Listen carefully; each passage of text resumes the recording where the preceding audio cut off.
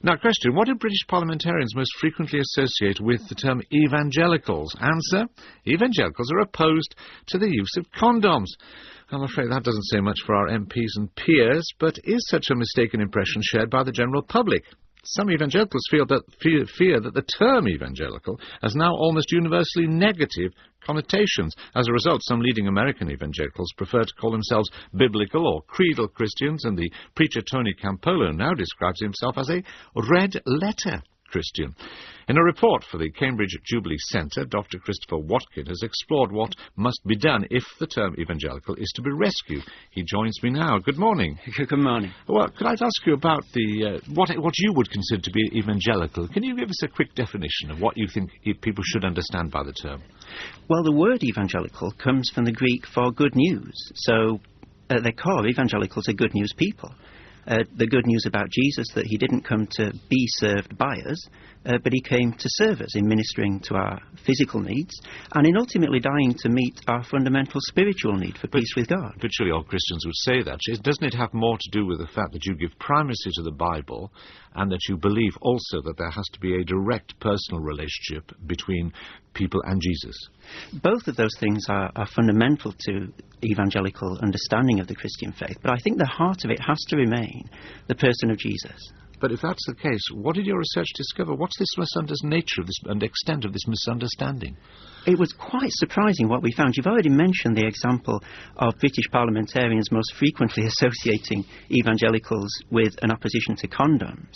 Another very interesting thing that we found was that the word evangelical is used less and less to talk about any particular understanding of the faith whatsoever, but it's used as an indication of intensity. So, for example, we've got one exchange in Parliament with one MP accusing another of being almost evangelical about learning and education. So, regardless of what you believe, the word is now used to indicate the strength with which you believe it. It might also to do something with the fact that the evangelicals have got among some people, the sort of people given the impression they're homophobic. Because of your biblical opposition to homosexual practice, the suggestion is that evangelicals are homophobic.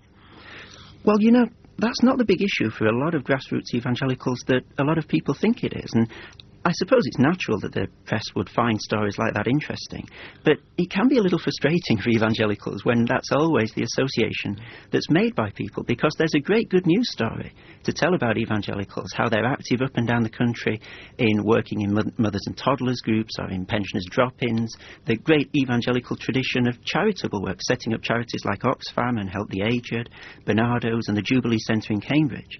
And also the great campaigning work. So we think of William Wilberforce, for example, and the campaign against slavery, or the campaign against the practice of sati in India, the burning of wives on the funeral pyres of their husband, all spurred forward by evangelical Christians. Well, you have a choice, don't you, now? You either find a new term, drop the one, or you defend more positively evangelicalism. What are you going to do?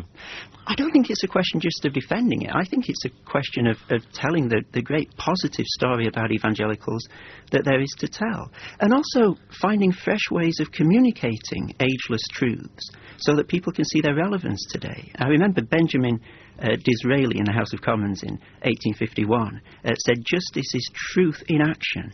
And I think that's a wonderful summary of the way that evangelicals, with the engine of truth, then go out to try and meet the needs of others in society, regardless of whether they're believers or not. Dr. Christopher Watkin, thank you very much indeed.